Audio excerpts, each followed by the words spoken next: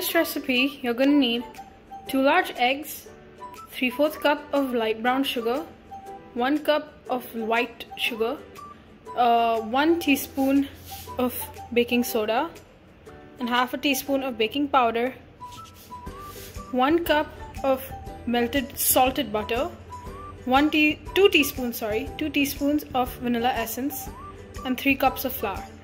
The choco chips, we recommend 1 cup, but in case you want to put more, that's your preference. In a bowl, you want to sift in your flour, which you can just push in by hand or a spoon.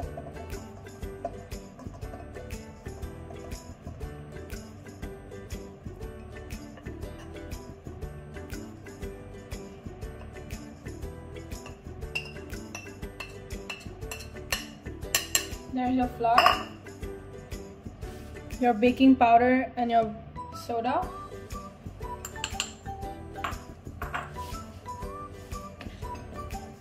And a pinch of salt. I really recommend you put the pinch of salt on your fingers first before you pour it in, so that you can control just the amount of salt that you're putting. Sift it through and mix. Now in another bowl, take your light brown sugar and your white sugar alongside with your butter. Pour in your butter. Make sure you can take out as much as you can from the container you've put it in. And then mix until it's light and fluffy. It's going to take a bit of mixing, but trust me, the end result will be worth it. These cookies are going to take a bit of arm work, so I really hope and recommend that you're ready for that, because once you're mixing in your flour and your dry ingredients into the wet ingredients, it's going to get a lot harder to whisk. Now that your sugar and butters are done, put in your eggs.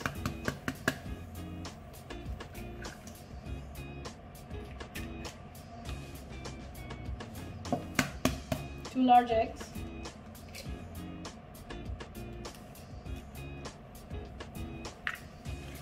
And your vanilla essence. And mix until fully combined. Once it has been mixed properly, the texture of the wet ingredients will be like this. It's kind of stretchy, but it falls pretty easily. Now pour in your dry ingredient mixture into your wet ingredient mixture. Just like that. And mix until it's fully incorporated and there are no lumps. In the beginning, it will seem as though your mixture is too dry and that it needs more moisture in it, but trust me, there is enough wet ingredients for this amount, and it'll come together pretty soon. Once the mixture gets dry, you can just switch to a spatula. It'll be a lot easier to mix it then.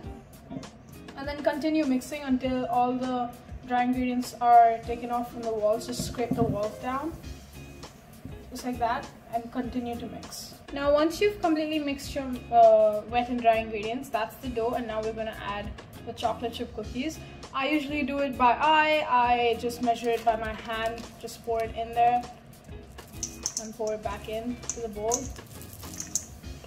You can go according to the recipe, which calls for 1 cup of chocolate chips, or you can just eyeball it like I am. For now, that's how much I'm putting, but if I think that it's too less, I'll just add a bit more. Now that the cookie dough is ready, I would recommend that you rest it for just 5 minutes before you start forming your cookie dough balls. While the cookie dough is resting, let's get our baking pan ready. Now I've already lined this with foil.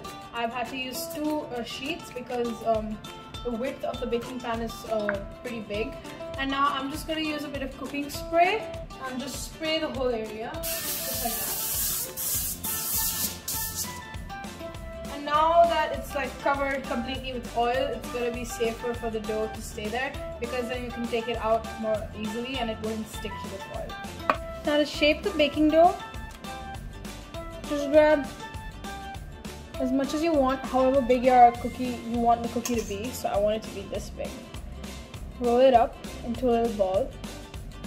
You can be a little firm with it. And then bring it to your baking sheet. Just keep it there. Flatten it out just a tiny bit so that it stays there. That's how I'm going to do all of the cookies. Now that they have been formed into balls, we're going to take this into our oven and bake for 8 to 10 minutes. Once the cookies are in the oven, get your cooling rack ready, because as soon as they're out, we're going to transfer them from the baking sheet to the cooling rack. The cookies are now out of the oven. We're just going to use a pair of tongs to pick them up and transfer them right here. We're going to do them for all the cookies and let them rest for 5 minutes. And now your cookies are done. You can enjoy this with a cup of coffee or with a cup of milk or even a scoop of ice cream. No worries, it tastes delicious anyways.